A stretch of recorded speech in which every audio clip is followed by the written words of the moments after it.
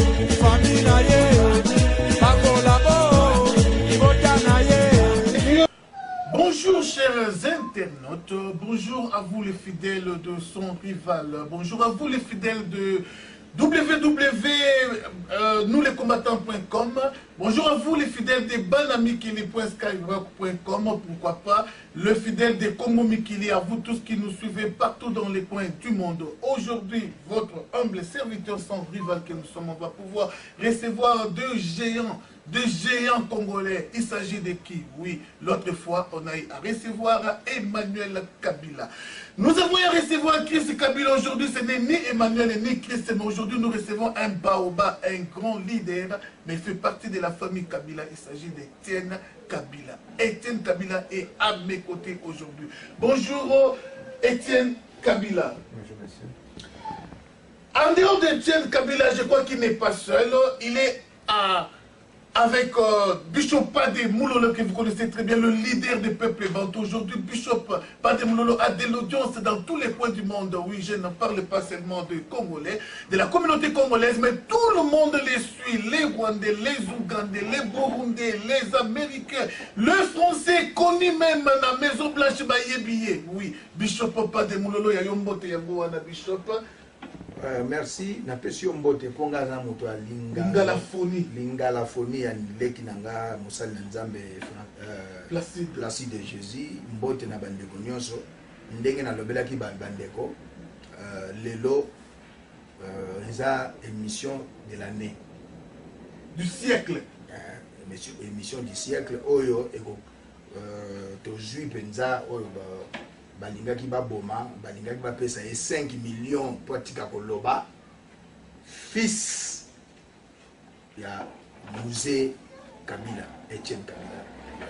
Ok, merci Bishop Pade Moulolo pour avoir introduit Etienne Kabila. Rapidement, je vais pouvoir poser la question à Etienne Kabila. Oui, Etienne, qui est Etienne Kabila au juste?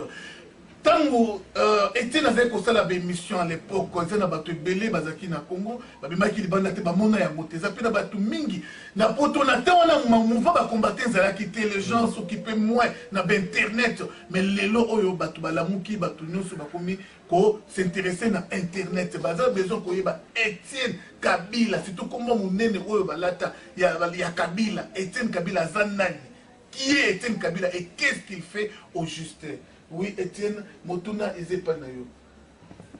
Etienne Kabila, c'est le premier de tous les combattants. Pour commencer. Pour Bisson de Tobanda, combat, toujours le éveil, le combat, le combattant. Le premier de tous les combattants. Au monde c'est Etienne Kabila.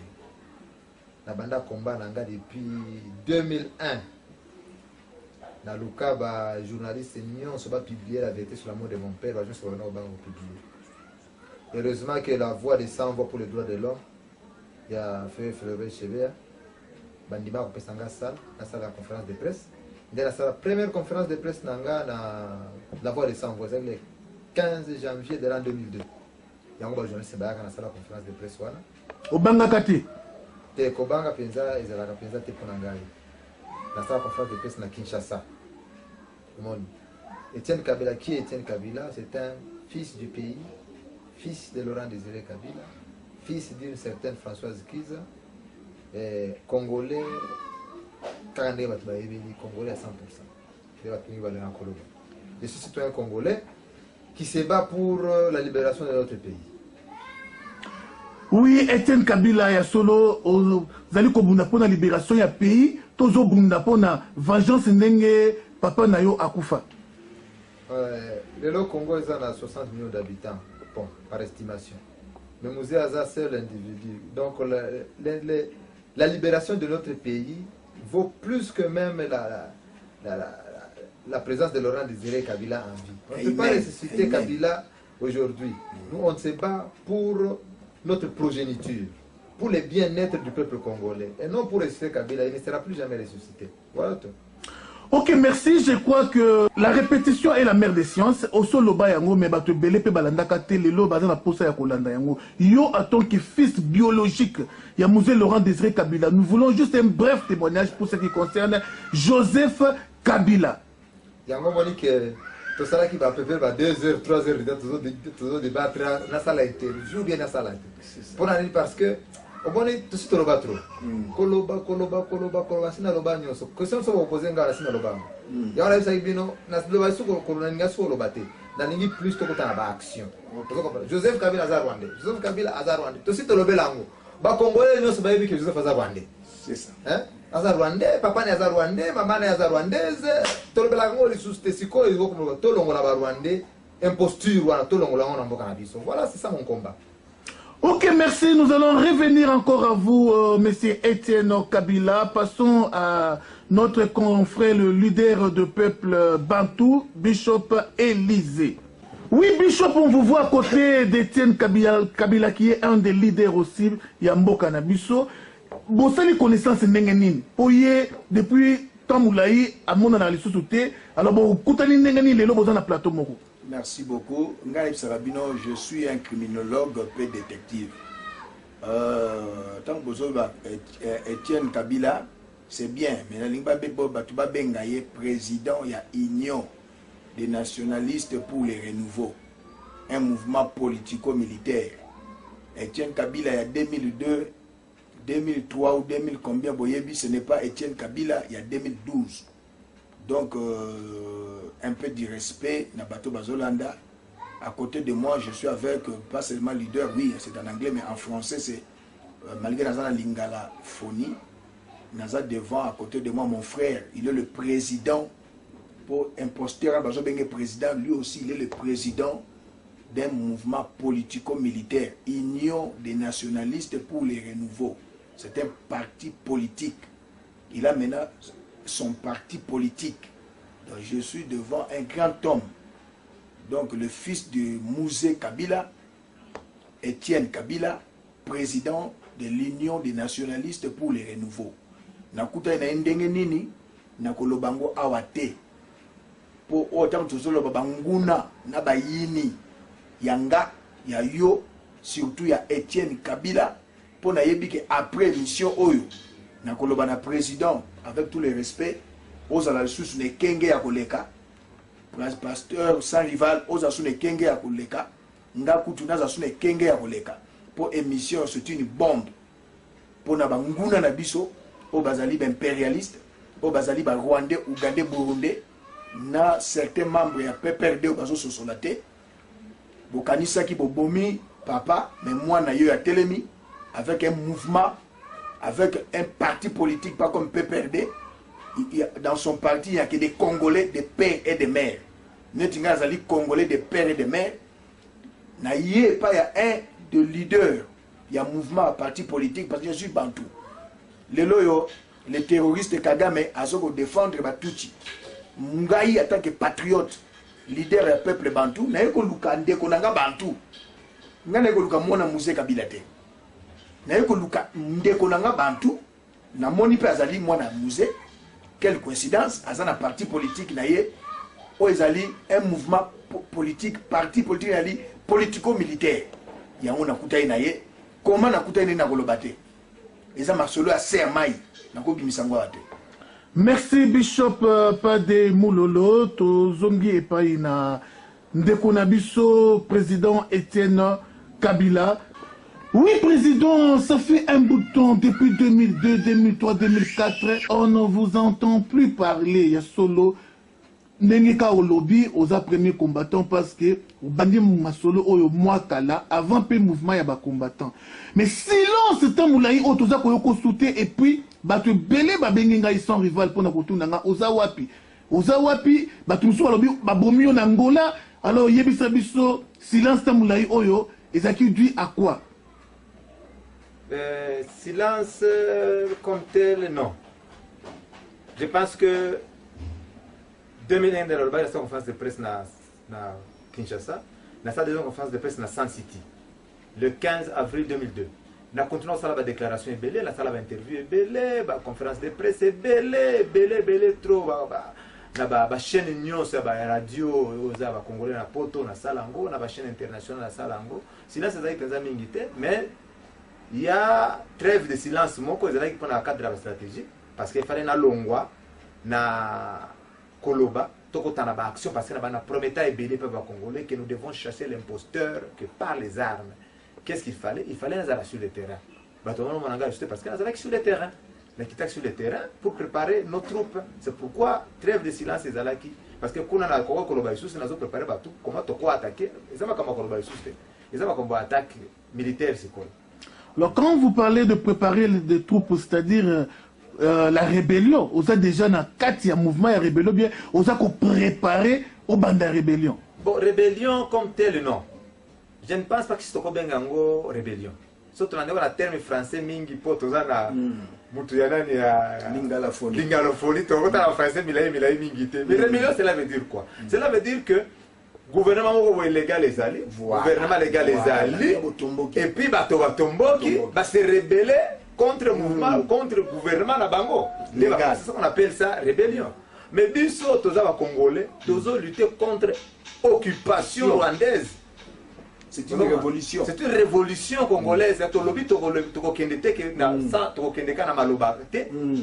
Toujours les leçons ébélés, les patriarches étaient Tshisekedi à loba trop à Kenda dans la rue, tu vas couper solution aux hommes. Tu vas dans la rue sans mandoki, tu vas tous les mandoki, tout le monde a l'imposteur par la voie des armes.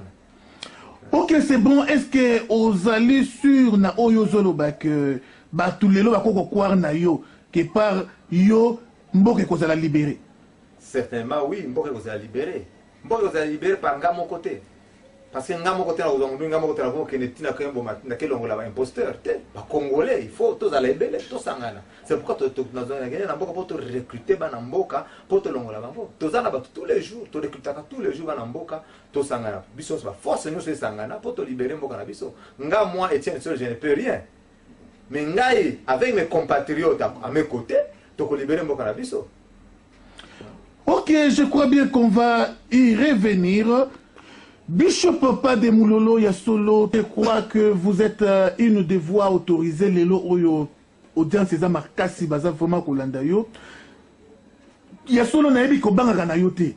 Yo banga kate o atakaka mutu nyonso o yazali wrong, nde baloba en anglais. Alors, ko banga pe Etienne te, toza pour ça bref témoignage, il y a Etienne Kabila. Ndenge ni no yebeli Etienne Kabila, est-ce que batu bako pesa ye confiance ou pas? Merci pour la mutuna, mais la CPLA na mutuna posali ndeko nangoza mayele. Na la mona Etienne Kabila na 2002 na Kitenge na petit nangayo yo Francis Kalombo na kosenga na ope ba image on bazo mona. Na 2002 na monaki un jeune homme mwana fils à papa Mondele ndobe pongaza franco Lingalafoni Mondele tout ça. Mais les autres, tu as une absolument solo naïe, nandi magamoto pas en pambate, yo mo bati bazola ndangai.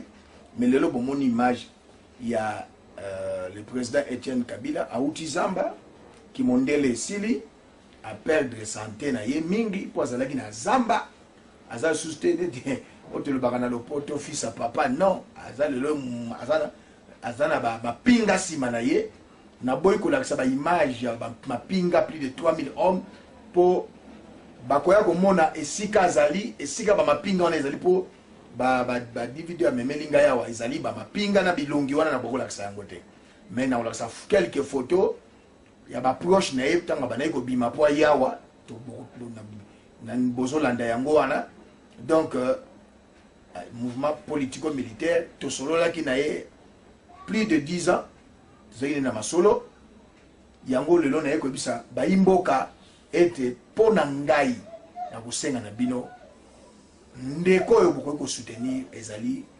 le président ya Union des nationalistes pour les renouveaux, un mouvement politico-militaire masolo msuto sola wate akope sa ba numéro ya ba proche collaborateur na ye pour bosolo na bango. Pour moi je lui fais confiance parce que de 2002 à 2012 10 ans to solo na ye na ko continuer ka ko étudier ndeko te ye solo baki. Si vous ne me croyez pas, croyez même à cause des œuvres. Misalo ya la kisingai. Na bandeko to solo na bango baza na terrain. Na moni ete ndeko penda ya solo. Ko yindo ayinde ya teke poazangi mbongo. Mbongo ezali. Kokonda akonde le bite kalia ka malamu te. Kolia malamu ezali. Mais sika ya wuti akoyi kolia susu malamu te. Kosokola susu te. Pour na moni ba image ezali ya asali ba 2 mois 3 mois sokola kate na ba malilo wana sokola kate kolia kaka o ba bengi masango na madesu asali ba 2 mois 3 mois zolia oyo ba nilotique ba rwandais tuti ba zobe yango vungure boyebi vungure masango na madesu centenaire aux asu ningi ya mwana mu ya président de la république muzete belema ezola kisaki mundeko azali prière na osenga na bandeko nyonso ya diaspora bishop azoloba na lingana ya sabino maloba nangeza kapamba te nazalaki en contact na président ya Union des nationalistes pour les renouveaux, le président Etienne Kabila. Le fils biologique, ce n'est pas Oyo Azali, fils adoptif à Boma Mouzé, né dans le Black dans le crime, l'émission de les 12 crimes de Kabila, dans le crime de Hippolyte Kanambe. Donc, pour Nangaï, nous avons un mouvement politico-militaire, nous avons à travers le monde, numéro de collaborateurs Nezali, Bobengaye, Bosolola, Bochama Boko, Tozo Mboka. Nga guerre nanga mingi ezali ezali médiatique. Guerre nanga ezali diplomatique. Guerre nanga ezali stratégique na psychologique. Voilà bitumba na osala. Mais dans cela ya bitumbo mine na koma na Kisasa te. Mais yé bande ko bazali plus de 7000 hommes bazana Kisasa. Yé moka uti Congo. Je précise a uti Kisasa te. Pour la Kisasa a okufa, mais a uti Congo. Mais 7000 hommes mona bazali partout na Congo. Aye masolo ezali bosolo na ye kosunga ye atana losambo pour la bi kosunga bokozaka imagité kosunga na losambo nzamba batela ye pour lier ayuti koloba ye moko akozwa ekolo na bisote même maréchal alobaki yango Moussé Kabila alobaki yango l'union fait la force ngaza na besoin na ye pas na besoin na ngai pour Congo ezali sous-continent ezali kamba moto moko te yango ngana sengi na bino bosunga na losambo d'une manière d'une autre parti politico-militaire oyo ya Etienne Kabila po toyebi moto yateka muda bimika lokola ndoto boye to bana kocha maboko te. Oui bishop awa to komina babundi mibale to misatu po président Etienne Kabila aboyi terme rébellion. Alors pona ko to ça to boto tina mupanzi terme rébellion to komina babundi misatu. De l'autre côté, il y a le M23. Ezalina Chibangu, Pelelo, Etienne Kabila. Oyebi si bana mboka nini. Ba trace neto ba nange nani. Na lingi na lopoto ba ben ko rectifier. Na lingala phony to benga ko bongisa. M23 ezali milice ya Rwanda. Notre pays est agressé le 31 juin. Le 31 plutôt mai à minuit 3000 soldats rwandais tout bakoti na Congo ba traverser bakoti Bunaganda lelo yo na moni balobi 280 bazongi c'est du mensonge tant yo lobi babundi misatu bande ko bakate babundi misatu babundi ba misatu te M23 bazali bato bakoti pona ko bomamboka na biso ndenge bakotaka depuis 1996 na ba belge 96 na ba français M23 CNDP batu nyonso na baza babomi tolanda bango te tokipe bango te même lelo bakomi kozwa bana na biso toboti na este balatisi bango teni na makasi pour la morphologie na bango bamona ko aza congolais bolanda M23 te pour na ndeko Chibangu nalobaki naza Afrique na tango ndeko Jean-Pierre Bemba azwaki mandoki yepe azalaki na olelo akomi kolabo traître Mbusa Nyamwisi lelo alobi azana Mbusa Nyamwisi te point d'interrogation azali na Mbusa Nyamwisi te point d'interrogation mais nakoki kotinda bato balanda ye te mpo na yebi oyo azosala te soki ye moko alobi azosala mpo na mboka wana etali ye toboyi lelo todéshabille Saint-Pierre mpo tohabille Saint-Jean moto akomi na Kisasa to nalobi na bato balanda bazwi mboka chef d'état-major ezali ye mokonzi ya mboka Mbusa nga na kokufa mais ata na ndoto le président Etienne Kabila président Etienne Kabila ya parti politique Union pour des nationalistes Union des nationalistes pour les renouveaux ndeko na benge pe ndeko aza ndeko na ngai ndeko Etienne Kabila azui pouvoir na sima na ye nilotique wana eza lokuta.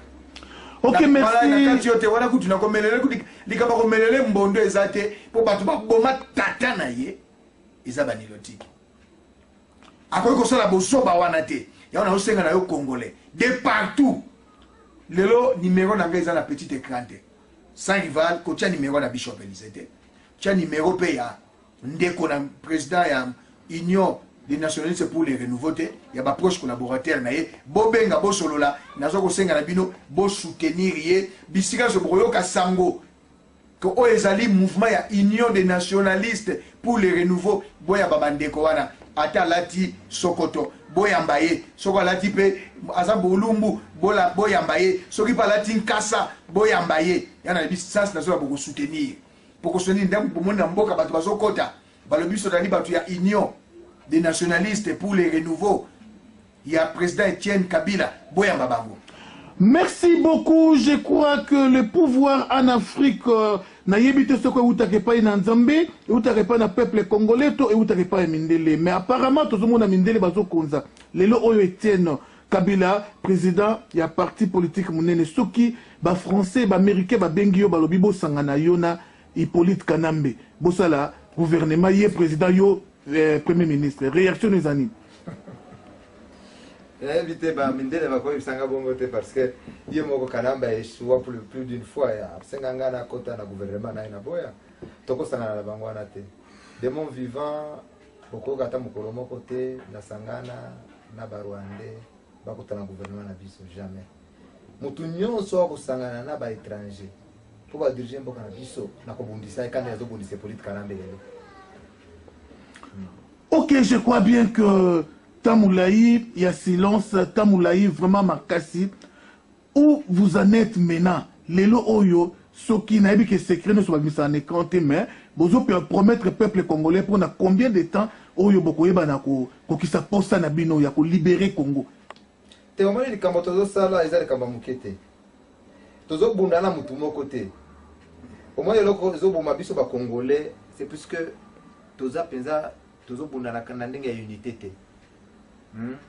Toza trop divisé. La division nde tozo ko kolonga etumba te. Parce que sozo bundise politique Kanambe lelo.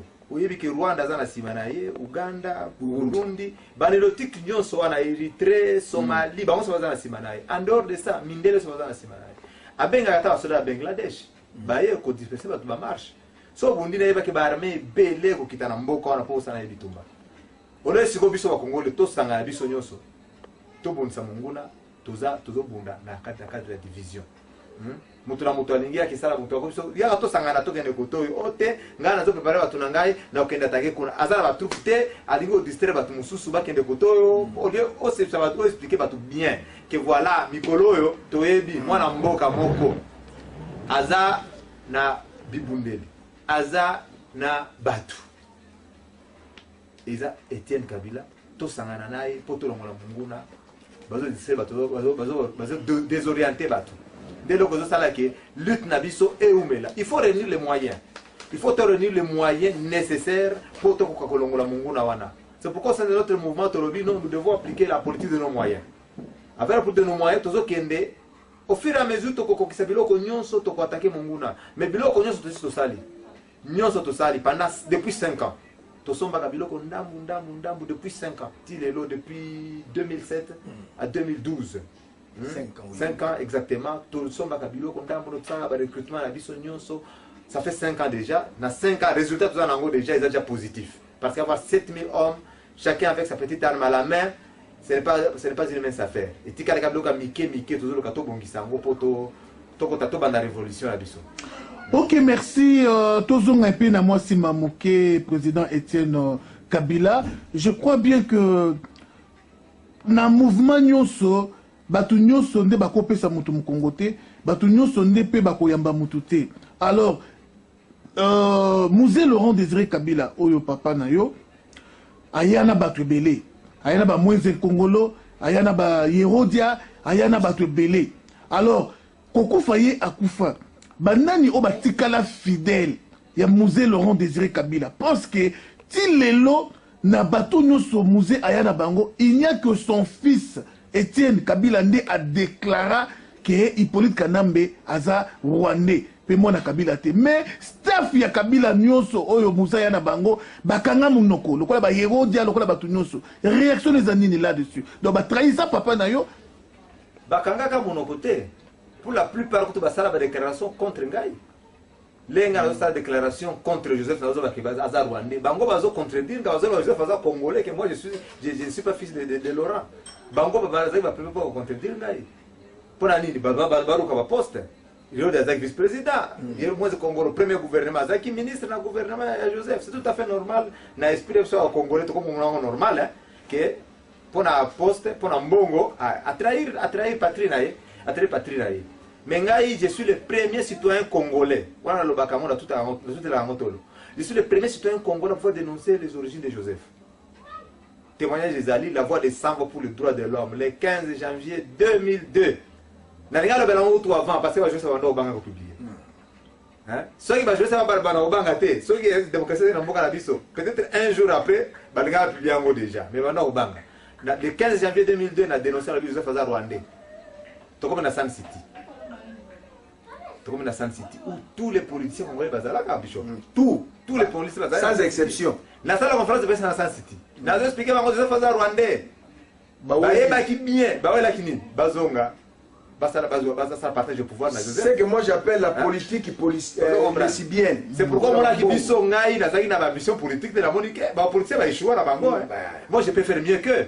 C'est pourquoi moi qui dois qu'il devant na devenir politicien pour te libérer mboka na biso. Ba trahir musete, ba trahir patrie. Ko trahir musete lo kwa muke, ba trahir mboka na mboka na bango. Ba bosani progéniture na bango, lobby bana na bango. Ba ko vivre ndenge na Congo wana. So to monika o mona Herodia, ba mona ya traître. Vous comprenez?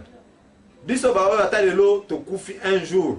Ba to mona ka ata mona nanga moko jour. Ah mona Etienne au combattant. Vous comprenez? C'est très important la vie lokwana. Vous comprenez? Ba trahir musete, ba trahir des patries. Ngana na kipaga bangote. Ngai na zolo belango na lobaka moko mwana te mwana musée mwana. Ngala ba soma kamba famille te. Makamba famille eza lokola mwana muke mwana mwasi zolo la pamba. Tuzolo lande patrie, progéniture na biso e ko vivre ndenge ni. Tane tuzolo Lumumba. Patrice Lumumba, héros national la biso. Alors, il n'y a pas de pour la progéniture. C'est ça. Progéniture la biso vivre ndenge ni. Progéniture la biso ko retenir ni comme histoire ko retenir nini. Ndelo zo bunda. Zo bunda la pour la biso te. Biso to comment tout ça génération sacrifiée. Tout ça sacrifié. Parce que bana na biso to raisonner bien. Bana na biso ko vivre ndenge na Congo ezo kufa. Congo ekufa kala, mais ezo pola ezo e comme na libulu. C'est quoi progéniture là, vivre ndenge niso biso to bombite. Lobby bana na biso ko contenir biso rigueur. Bakolo ba biso ko sele biso loko moko te. Ndenge biso zo ko na pa na biso. Papa biso ba biso mboka na biso, eza pa na biso. Bana na biso ko condamner pe biso lokola. Alors ngala bité photo bunda to libérer mboka na biso. Oui, président Etienne, je crois que depuis que au bandi obimili bana mboka kino lelo nanu ozo coup de fil Hippolyte Kanambete alias Joseph Kabila bengi yo yemoko pobo solo la. Te nazwa coup de fil ya Kanamba ta mukolo moko te. Na solo na ya téléphone ju tozaka na Francis Kalombo. Na Francis tozaka na Francis Kalombo, tozaka na Frédéric Kitenge, tozaka na Moïse Katumbi. Lero ça l'interview na Kitenge, Moïse azalaki bon derrière la caméra, il y avait Francis Kalombo. Lero Joseph Atindaki to négocier naye. Na solo la Francis Kalombo solo la naye, après a passé ngaye. Mais Joseph a comme proposé en tout cas papa si akufa toko so toko continuer ko bunda boye ba ko tolo biso pouvoir to kanakaka je peux te donner même 2 millions de dollars pour na boye ndeto solo la kanaye alors on a 2 millions de dollars c'est Francis Kalombo le kola 2 millions de dollars et c'est 5 millions de dollars.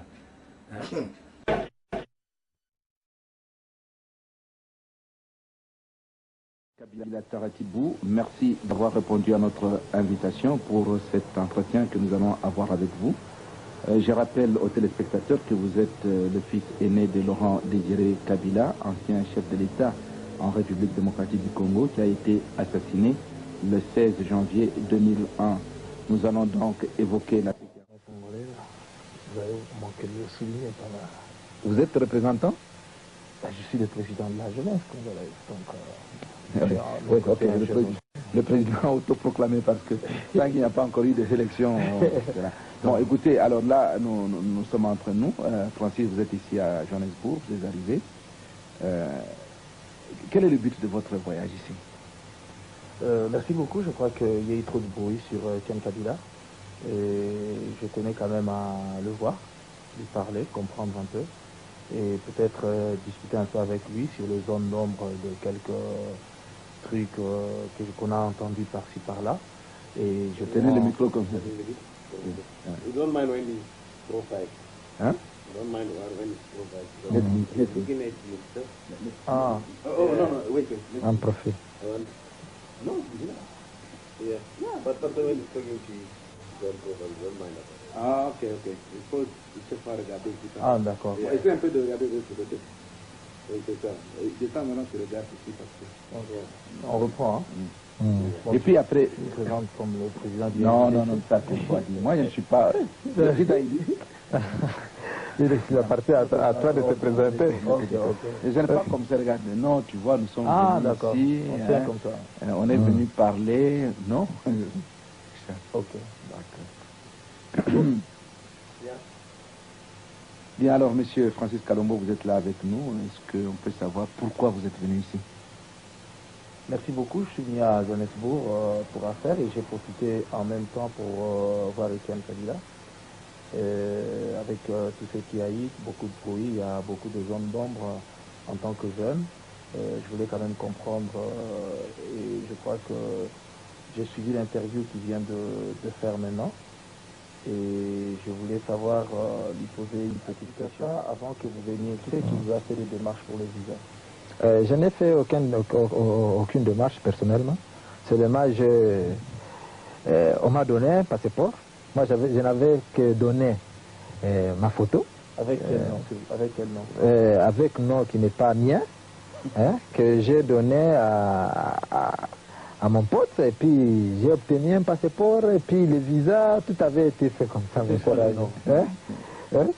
C'était le nom de Francis Kalombo. Non, Francis. Ok, d'accord. De donner le Francis, il ne va pas te donner le nom qui est sur ce passeport-là, que moi j'ai vu. Que moi j'ai vu. Et d'ailleurs, non, si c'est pour vos enquêtes, non. Je vais t'aider même pour aider. C'est un passeport ordinaire. Voilà. D'accord, tout à fait.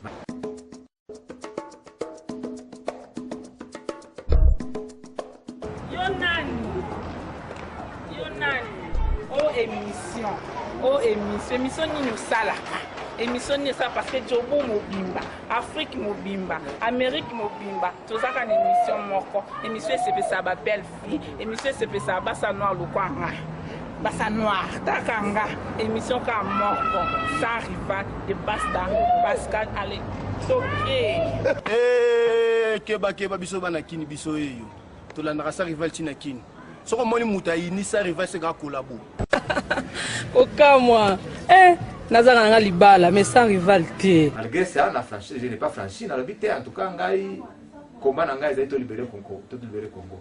Dès la première fois na solo na Joseph na téléphone. C'était ce jour-là, le 2002. Tout ça na Francis Kalombo, le 16, je crois ça doit être le 16 avril 2002.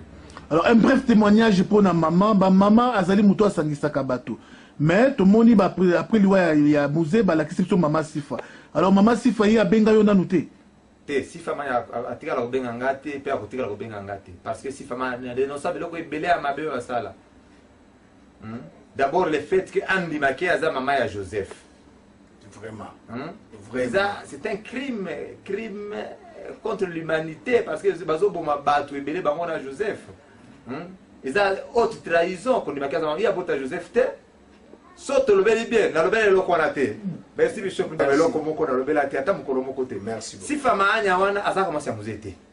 Na ko ekreser na opinion lelo. Si fama anya mobile na ye azaki kombo na ye Michel Lokoma. Soko ba hero de bazola nanga. Balobi bazaka mara na musée. Boke tuna bango. Soki ba yebi ba la vérité. Ba kondima kama na lobeli za solo. Si fama anya azaki mwasi ya Michel Lokoma. Michel Lokoma azaki camarade ya musée dans les maquis. Bazaki Michel Lokoma, bazaki na ba défense Masengo. Musée atinda bango ba kene sala mission à sensibilisation na Katanga. Bakoma kuna bakanga bango. Na 1985 bakanga bango. Après okanga bango baboma il défense Masengo parce que l'idée de ba soda wana alaki mubembe. Aboma il défense Masengo azaki mulbakati. Mais atiki Lokoma Michel. Lokoma Michel azonga kasuna makite place musée azalaka. Lokoma Michel akendaka na Kalemi ake s'installer kuna azonga suna makite. Musée na mutuna kanisa ke Lokoma Masengo akufa na Lokoma Michel pe akufaka. C'est après 1985 que Sifa Manya akomaka compagne ya musée. 85. Na 85. Ce qui se fait Manya abota ki Joseph, il fallait abota Joseph avant 85. Avant 85, Sifa Manya déjà na bana na ye na Lokoma Michel depuis jusqu'à 1996 c'est Lokoma Michel. Joseph abota na 91. Pardon na 71. Abota na 71. Azaki Sifa Manya azaki kutu na musée le Rwanda te. Joseph azaki nani pardon Sifa Manya azaki na mbali na ye Michel Lokoma. Mutu nyoso camarade ya musée nyoso. Ayebi komboana, ayebi histoire ya mutuana. Leur musée a eu pouvoir. Lokoma Michel aye, bakutana na musée. Musée a expliqué master na ya bima tuka moninga na libisanga na yeba kata kasa ko kufa. Mais moi c'est comme déjà passe na ngato kota déjà bana ebele. Musée a payé ba tracteur, a payé ba mbongo, a commencé la business na ye. Lokoma Michel a kufi simalo ya musée. Vous comprenez? Alors si Famanya a kobenga ngate na zo dénoncer la vérité contraire, kobenga ngate, kobenga ngate jamais. Alors je crois bien que le caractère ya mutupe yeba na katango bozo zala ensemble bozo vana famille moko. Natango Joseph Hippolyte Kanambe azalaka na libota. Témoignage ko pesa ya caractère na ye. Okino lelo azwa face oya komi nango lelo. Webi mutusi azamana mukete. Mutusi akolaka na politique depuis bomwana. Joseph c'était l'enfant le plus docile de la famille. Moi na moko respectaka mikolo makasi, moi na moko alobaka na mingi te. Mais dans ma commune ya cessé popo eba e pesa na mozide za passe. Même na réunion ya famille azalaka te. Même bokuta na matanga boya ko ya retard ko vandika nyi bokomona akoparaître kututé. C'était ça le comportement de Joseph. Azana motilelo. Bokoye bayete. Tina lelo lazana ngazo boma. Boye bite kazo boma zo. Na media bomona ka payete. Vous comprenez? Des comportements na il est difficile de comprendre les choses na musique. Mais choses na pembeni. Otali bien de comprendre qui il est. Ok, je crois bien que le président Étienne Kabila, Totikio, moi, une minute au soufflé dans le mouquet, Toké pas inande konayo, Bishop pas de Moulolo. Alors, Bishop, Bana Poto, Bana Amérique, partout, Bazolanda yo, na moment oyo, pesa message oyo, il y a temps. Parce que les lots ont commis presque na veille, les sous la francophonie, toujours petit à petit vers la francophonie. Alors, Baza besoin koyo kayo. Ndenge bato bazoloba ke soki François Hollande ayi na Congo eza ko légitimer pouvoir c'est faux. Tango Katumba Mwaka Koufi 4 jours après ambassadeur ya États-Unis na Congo yende mutu selon bango ba impérialiste ba légitima pouvoir ya Hippolyte Kanambe. Qu'il vienne ou pas, Hippolyte Kanambe alias Joseph Kabila dégage. Dans le bas qui a mon émission il est qui bana Kinshasa bola kisaye bolangwa nation bola kisaye bozana libo koma bata liboma pona Congo boyamba lokola bata maboma boyamba lokola bato bolangwa Congo. Mais loko na robeta c'était ba image à l'appui. Petit Francis Kalombo a ebo simba mikota kaza solana musicien Kitenge Frédéric Kitenge Woyo zalaki garçon de course en Afrique du Sud. Il y a Moïse Katumbi. Après cette rencontre, Hippolyte Joseph Kabila, Hippolyte Kanambe alias Joseph Kabila, ok na babengi na Rome, ok na Rome, obengi Moïse Katumbi, boyokani yo Moïse Katumbi au salaire, bokutana na Rome, na alias Joseph Kabila, posons na Congo, posons na exil awa, pempiake, preuve en piaka na yo, Katebe Katoto Alobaki, dans notre famille les plus pauvres, c'est Moïse Katumbi. Au sein de l'alliance, na un terroriste, un démon. Ok, bomandeko na yo Katumba Mwake. Bandeko Nangai, celui qui a refusé 3 millions, 2 millions, puis 5 millions de dollars. C'est un homme qui n'a pas de confiance. Bazala poto kuna basala ba colloque ya mai na belétricité na santé on a combattu en 2011-2012 aussi. Mais mon frère qui est à côté de moi, président d'un parti politique, Union des nationalistes pour les renouveaux, le président Etienne Kabila, Mwana Mboka, à Boya 5 millions, il y a terroriste. C'est pourquoi je lui fais confiance. Je ne peux pas vous présenter n'importe qui. Botali, après ma solo, la intégralité, il y a rencontre, il y a na Oyo, Akosa Gazali Kasaye, c'est un Tanzanien, Botala Fou. Il y a comment on lit Mingi, comme il a dit Rabonais, Bavimba pour morphologie bunga. C'est un ilotique. Francis Kalombo, Yoza Mwana, papa adoptif na Yoza Aladji. Okola na Kingabwa, camarade na Yoje Koko. Aladji azalaki marabu na Kingabwa, Okola na Oyaka Koya, yo, Zakari Bababasu. Zakari aza Tanzanien. Boya Koya, bo se filtrer na biso ba Congolais. Alors bimi, oza ko soutenir pe étranger. Tant de Mosalaki. Il y a beaucoup de liens mingi, ba dirabole, bo vimbi, ba morphologie. Tant nazolo ba te botala morphologie à Francis Kalombo na 2010, na 2012 botala. Mais botala lo morphologie à président Etienne Kabila lelo. Beaucoup de c'est la même morphologie mais ayindi po auti zamba na Congo. Nazo senga na bino bandeko, ngaite. Bo benga ba numéro contact, bo kota na ya communication, to récupérer mboka na biso. Nga guerre nangezali médiatique, psychologique, stratégique et diplomatique. Mais ya yezali politico-militaire. Tous ba guerre ezana ba angle belé. Et là quand tu na quartier autotique de l'autre et dingwe. Azalaki asala quartier ba spectacle. Mais le toyo comme on a kangala machine de guerre. Na ba Pumanwa, na ba Zefi. Wala za génération na ngala to na be dingwe. Wana za génération ça dit quoi? Tant quartier bandi na ba go ba tunayebi ba quartier bangwana. Pumano azalaki mutu ba technique. Zefi azalaki mutu ba technique. Moi ba na obenge wemba azolata jeep. Ba ba kisi. Donc guerre ils ont ba stratégie belé ba front et belé. Moi je soutiens Etienne Kabila. 10 ans il y a étude 2002 till 2012, c'est 10 ans. 10 est le chiffre de commandement. 10 est le chiffre de victoire. Je vous demande de le soutenir. Bon, moni tu as union pour des nationalistes, pour les renouveaux, na bisika ba kokota na kombo ya Etienne Kabila, bo soutenir ndekwana. Tolingi Congo congolais, Congo au Bantou, parce que ethnique tout est à la kate. Tout la subir ba tuchi na Kinyarwanda laksi ibimanuka. Bon, siko tuchi na Chilube sanini. Na Kikongo sanini. Bino ba tuchi boza ba inyenzi, ibo inyenzi na Chilube sanini. Na Bangala sanini. Bobengi boza benemi ya Congo, to bengi bino ba inyanga Congo. et ça n'a qu'il Rwanda. Mais cet homme n'est pas, c'était Asa Ibimanukate. Nous avons le même sang, le sang bantou. Moi, en tant que leader, il y a Ligue des peuples bantou, je soutiens mon frère, il est jeune comme moi. Merci beaucoup, Bishop Ademoulolo. Nous nous approchons petit à petit à la fin de cette tranche avec le président Étienne Kabila Oyo Bantu. Bele Bayoka Kaka Kombo me bazwa.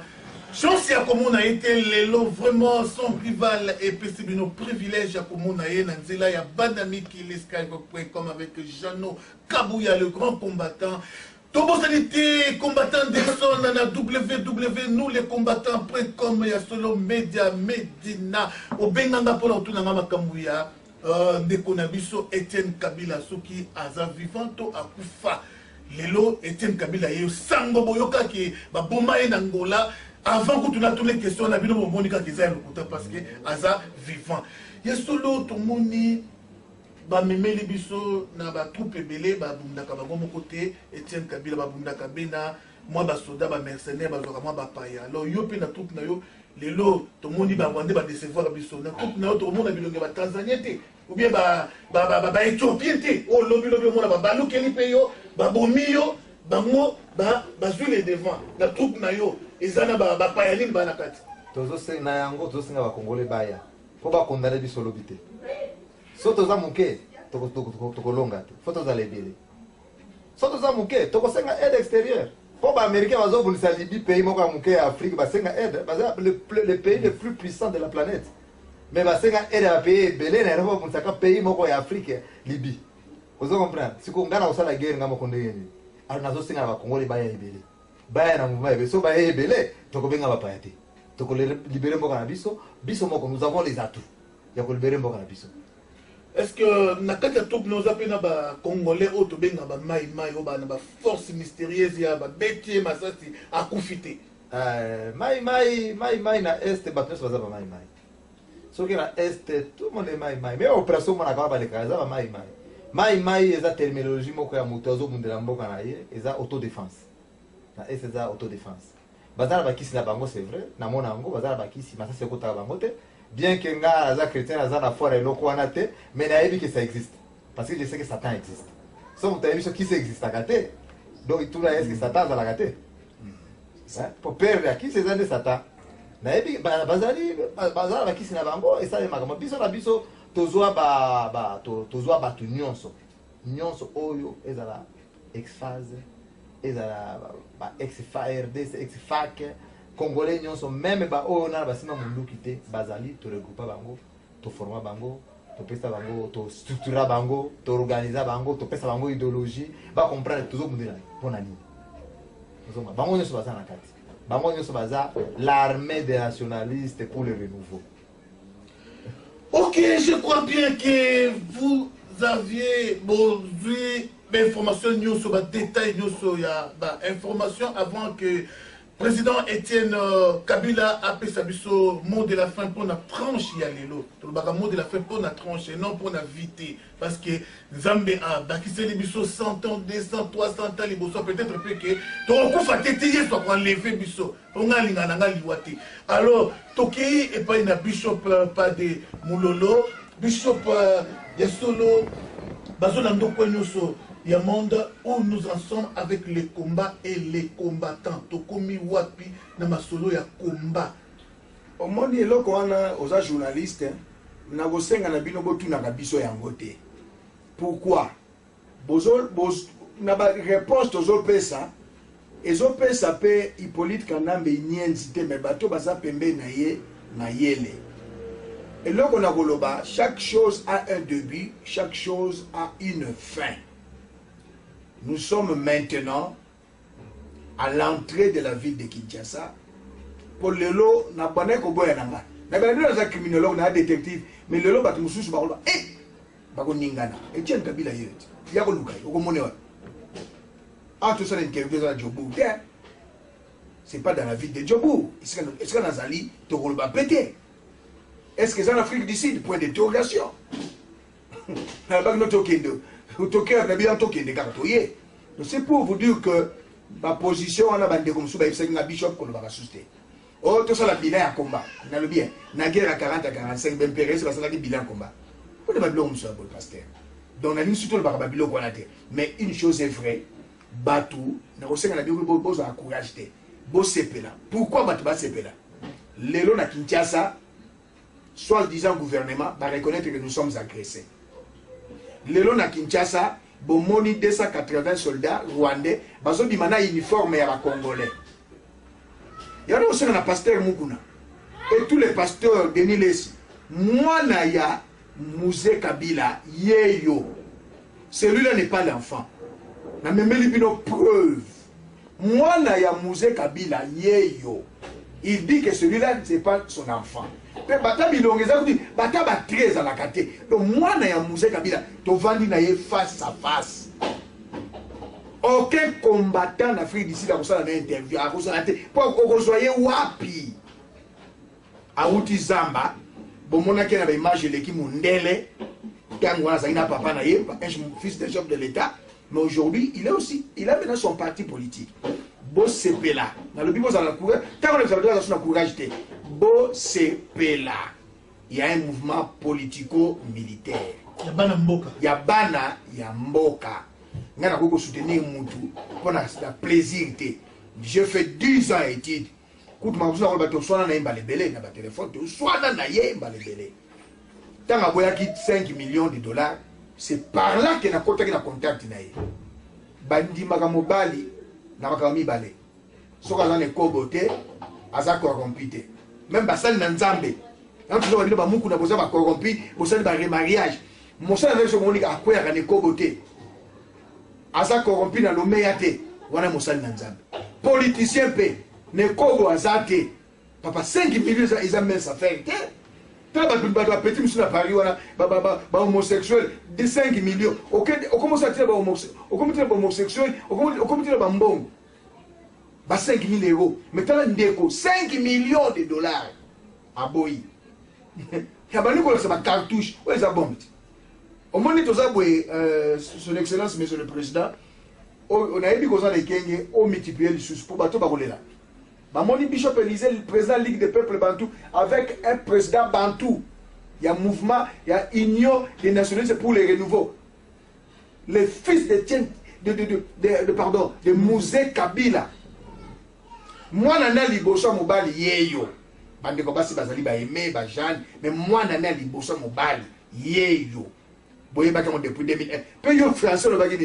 Je suis venu voir Etienne Kabila. Il y a image yango à l'appui. On a une morphologie à Francis Kalombo, Tanzanien nilotique. Une image yango. Image yango image à l'appui plutôt. Image yango.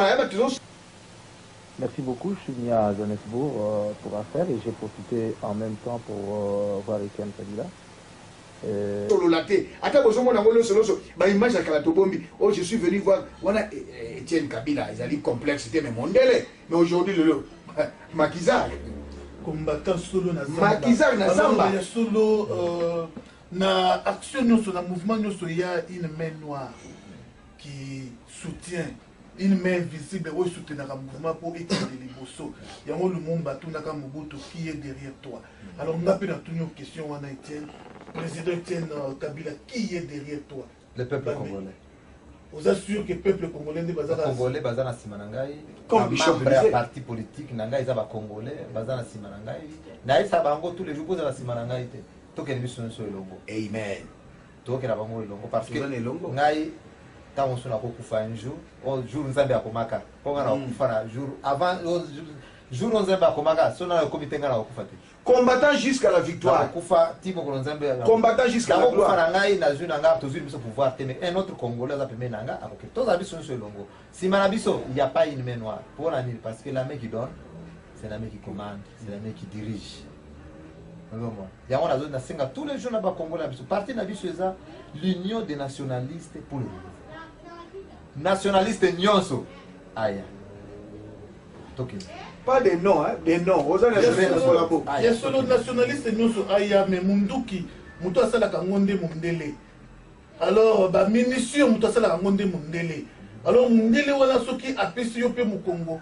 atiki binoka ba nationaliste est-ce que monte que heureusement koko sopo dans le pouvoir mais mundele asala minduki po ateka ngote asala minduki po ateka faut tosoma minduki wana mundele azabezo mbongo so ozana mbongo opesi apesi bino minduki so opesi nani mbongo apesi bino minduki alors nazana bosenga ya moi Swahili pe ça la moi bien pour bande ko na biso ebele ya ba Swahili quelque part bazalaka jugé on dirait bazalaka ils ne rejoignent pas les combattants. La plupart des gens oyo balobaka Swahili a des fois bazasima ya Vital Kamerhe, a des fois batumusu ya Hippolyte Kanambe, on ne comprend pas vraiment bande ko na biso mingi congolais o balobaka Swahili. Ce que koko yebisa bango pe na Swahili ba rejoindre combat, ba rejoindre idéologie na yo, ba bundela mboka ekozala malamu mingi parce que dans l'élection to moni tricherie wana ba pesi ba vwe belé et pas ya bande ko Swahili.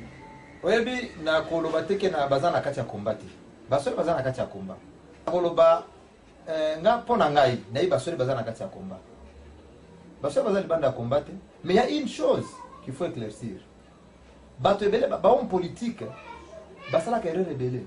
Omoni Jean-Pierre la zali na Kinshasa lobaka phrase moko lobi. Lokola bango ba na minduki biso ko peto ngaka pena lobaki na pena minduki. Tokozonga sa basole so sika ba utaki. Vous comprenez? Baswahili ebele batokozongi sabango esika bauta. Bao baya na muzee. Baswahili bazaki na kati. Baswahili nyonso bazaki na ouest balobaki nini? Ngaso na baswahili ebele bande wana ngabalo. Ah, donc so Jean-Pierre azu pour konzi, biso baswahili tokozala la proie. Tokozala victime ya pouvoir ya Bemba. Yango moni baswahili balobaki nde totikaka Joseph azala na wana parce que soki Bemba ya afya ko biso. Yango mona baswahili ebele baswahili Bemba. Baswahili Joseph plutôt. Il a l'air de même comme un combattant awa. Dans la zone de Zamba. Dans la Johannesburg. Dans comme la Cape Town. Mais Baswahili, Baswahili. Pour la plupart des Baswahili qui menacent. Tout mon Swahili on l'appelle collabo. Les gens menacés mon Swahili. À Golbani. Là c'est défendre. Là quand Joseph na pouvoir. Pour ceux qui ont le pouvoir. Bichon vous la victime. Vous comprenez? N'ayons la loba qui dit division wana. Yango zomona ke. Munguna azore nye mingi. Tala komba na biso komba ndenge ezali. Komba o tozo mene ngai. Komba ezali komba combattant ndenge ezali. Bana banda na poto. Na poto et banda, ce sont les enfants des anciens bouddhistes. Pour la plupart. Il faut la nangona no esa image wala soka ngo bien tala ngona. Ngai pona ngai na yebi basoli bazana kati ya komba. Basoli bazana kati ya komba mais seulement ezana mauvaise soit si ce n'est pas une mauvaise interprétation. Ils allaient peut-être l'intoxication, il y a tout mususu ça là que baswahili babi malokola batu moko bazana kati ya komba. Bazana kati ya combattre. Parce que là c'est rappelé les tous ça la campagne pour na candidature à Jean-Pierre Bemba. Ngaza muswahili. Papa nanga katange, mama nanga za mtu ya Kivu. Mama nanga za mboire du sud du Kivu. Hein? Nazana kati ya komba. Moi je soutiens la candidature de Jean-Pierre Bemba. Congo a publié Étienne Kabila soutient Jean-Pierre Bemba au second tour des élections. Et puis Matina Kinshasa, batu atanga ngo. Nazam Swahili.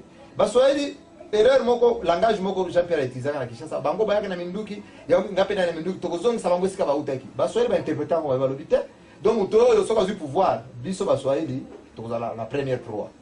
Alors tout ça la ndenge nini? Tout ça moyen de défense biso, tout tika zo fazala na pouvoir. C'est comme ça baswahili bazali na ouest. Bazaki contraint. Ba voter pour Joseph. Malgré Ticheri, ba muso va voter pour Joseph. Vous comprenez? Lelo combat échanger peu forme. Na poto tolo baba to banda combat oyo na poto. To banda combat na poto, na Belgique d'abord. Bana Belgique na bana Congo. Après Londres banda bato banda na Belgique eza bakolo Congo. Hein?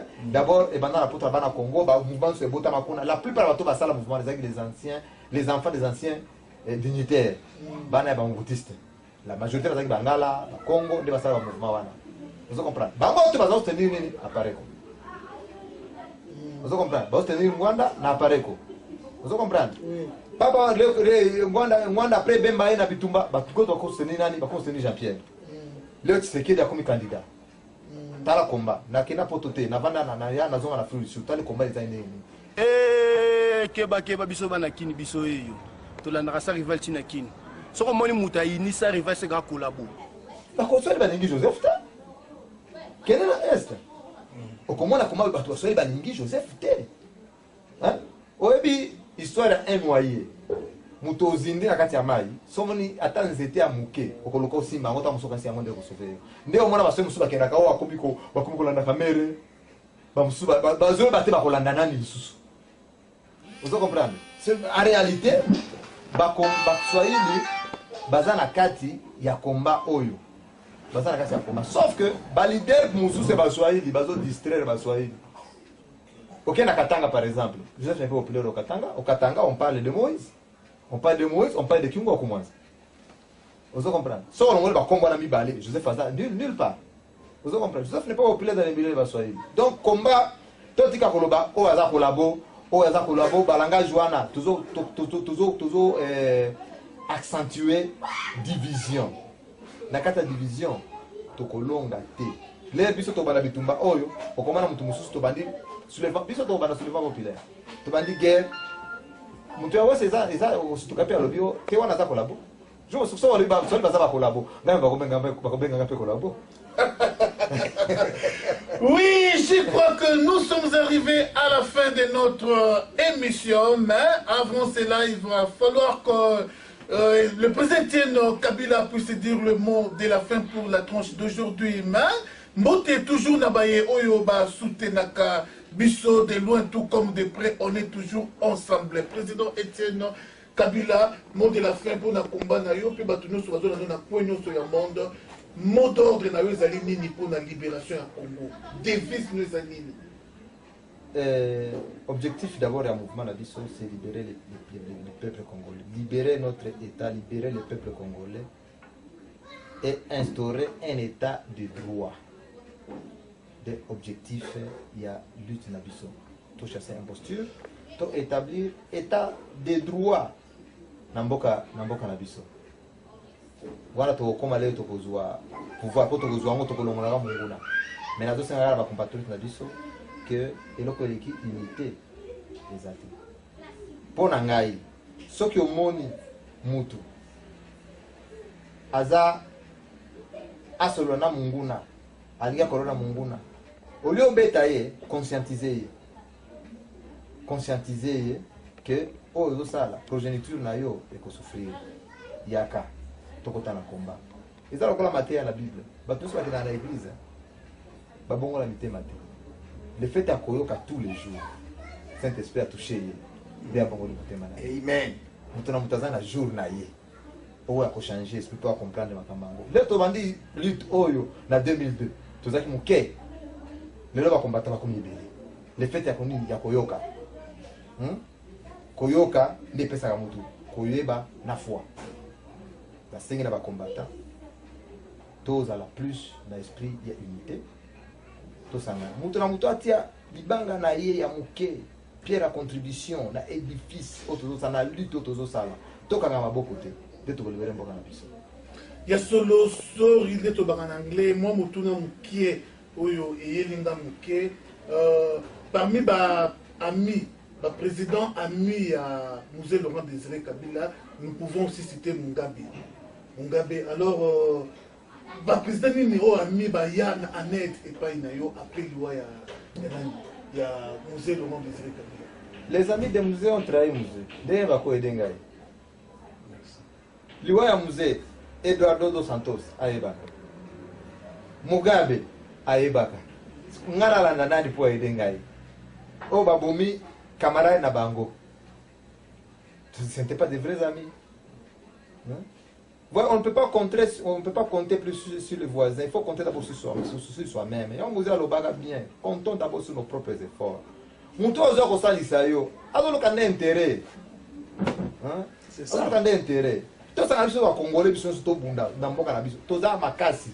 Toko libérer mboka na biso. Mais surtout le qui mutu musa ko aider biso. Alors le intérêt kaka.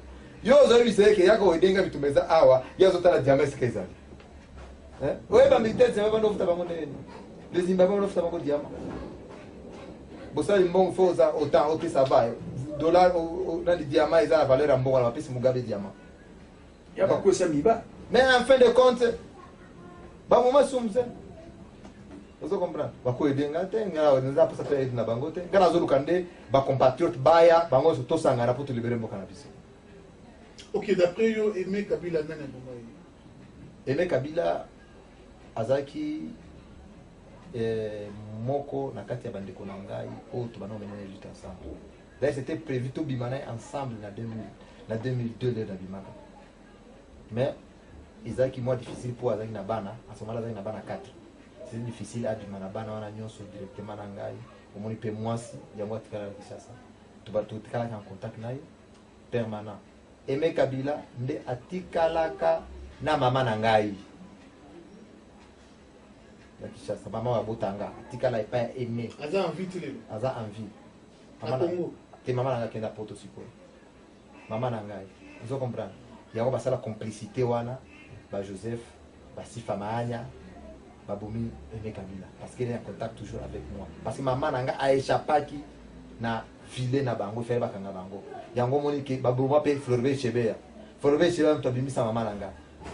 Ça c'est une révélation bana poto ya solo. Mbongo ekenda Kinshasa pour mama na ngai abima camarade na ngai moko ali mbongo wana. Na 5 interventions Florbe Chebea. Chebe a sala effort. Après, juste après loi ya Aimé, Chebe a zon mananga bimisa ya tina la braza, ti le long mananga dans la poto. Alors, témoignage sur Mobali na Alain Barakuda. Alain Barakuda ba na Aimé ngaza en Afrique du Sud. Na ebi penza ba détail ya union la bangote, na zwa ba photo, Aimé atinda nga ba vidéo ya mariage na bango, atinda nga ba photo ya mariage na bango. C'est ce que je connais. Mais concernant ma kamusu ya vinde ma menaka vina bango nazala ba détail penza nyoso tout. Mais naï bakabwanaka avant la mort de Aimé. Il y a eu divorce. Donc, il y avait eu divorce avant qu'Aimé Akoufa. Avant Aimé Akoufa. Ah, c'est regrettable, c'est vraiment regrettable. Est-ce que comportement il y a Hippolyte Kanambe vis-à-vis à Bana Musée au Bazan à Kinshasa, ça va quand même ou bien il y a une sécurité ça toujours? Bana oyo bazomeka koloba oyo akoma koleve voix na ye aza ennemi eza Aimé Akoufa. John Kabila akima John Kabila est au Gabon. Il était malade dernièrement. Akima parce que asalaka peu déclaration poussé par les moins de Congo. Non, moi on va nyebo était il faut appuyer pe ya na yo pour na boye mais John asala ba déclaration ba appuyer susciter bazongi sima et akomi azangi sika ya kobatama ade John Akimi Brazzaville. De là où John a dit banda. Nous avons cette déclaration contre les officiers de la famille. Très facilement, Baboma Musée, et bon, il y a un Kabila. Il y a un moment où on va la bangonnier. Tant qu'on a la bangonne à gâter. C'est ça. Bana position de faiblesse. Et puis, au moins, mitema ya batu ezangandé à mon côté. C'est ça. Courage, on a la zanango, et nous, on a forcément vous allez courage. Non. Même dès qu'on a ce n'est pas facile. Ngara vivra à Zamba, na sali 2 ans et demi na Zamba, na ebi Zamba ezande. C'est pas n'importe où na Zamba kuna. Ya on a ebisa kabatu. Lutte tout ça la mutua ça la lutte na marque na ye, mais au contribuer na lutte pour que de liboso. Pour son ebisio de l'eau kende na Zamba, yo za na projet na Zamba te. Vous comprenez? Yo pe mene lutte na marque na yo. Vous comprenez? Mais to ka nganga maboko te. So ka ngi maboko donc ils ont forme monsieur traîtrise. Ok, souvenir ya malamu oyo ozanango ya musée Laurent Désiré Kabila papa. Souvenir ya malamu on a retenu makasi, c'est l'homme qui nous a appris le nationalisme, le patriotisme, aimer son pays. Au moins ils sont toujours au baboye tant mosusu soki papa za la bongo tenga penanga za l'esprit oto. Toye ko la biloko ebele parce que ngana eza ba témoignage oyo vraiment na yamba ya na ngai. Le fils aîné à tante, la pauvre Hortense Kibao, son fils aîné, pasteur Justin Ngoy Mulume. Aya pa nangana Kinshasa. Ngoy Mulume. Mulunda be Mulume. Non Mulunda te wana te. Justin Ngoy Mulume. OK. Mwana ya tante Kibao, mwana na liboso, c'est un pasteur. Ngam tu na yamba na Kinshasa ota Lubumbashi na Kinshasa. To vanda na yazo la musée aya. Jour ake kutala na musée. Asenga musée apesa ye tracteur na moissonneuse. Neveu na ebano na mbeto moko. Musée ebisa neveu na lobby. Ah Justin. Mais toi tu me dis que tu es pasteur. Comment peux-tu me demander une moissonneuse et un tracteur? Tu sais ça coûte combien? Et ces Congolais qui meurent de faim, tu n'as pas pitié d'eux. Yo kaka mutu moko na peso biloko na nyonso. Tracteur moko $80,000. Na peso kaka oyo. poza neveu na ngai naboyi te oza neveu na ngai nde bato bakozwa mbongo mpenza bazwi ata 3 millions neveu na otala yo obona nembe to bakopesa ata 5 millions asala vi na ye me muze abanda kobundela mboka aconscientize neveu na ye apesaki ye nayebi $20,000 en francs congolais. Mais mon cousin est revenu de chez moi très déçu. Oncle, c'était, je crois, 24 000 francs congolais, si je ne m'abuse, qui valait $20,000. Après, il y a 24 000 francs congolais, ça, on dit, mon keboy. Asana mongo za président de la sanga mongo za yete mongo za Congo. Aibi se kinela Lubumbashi na kopesa musala okosala na ferme de Kisanga. Mon cousin n'était jamais parti à Lubumbashi. Atikala na Kinshasa. Vous comprenez? Alors le bon souvenir à retirer na mingi c'est le sens du patriotisme. Kolinga mboka na yo. Oyebi muto comme président de la République. Ba ebi si OK. Soki au continuer l'esprit nationalisme wana okolongwa na pouvoir tokolongwa. Pour amender même ça tout clair hein. Tu ne veux pas négocier avec nous, tu vas le pouvoir. Souvenez-vous, Moussa Ouganda. Ouganda, Clinton à Ouganda.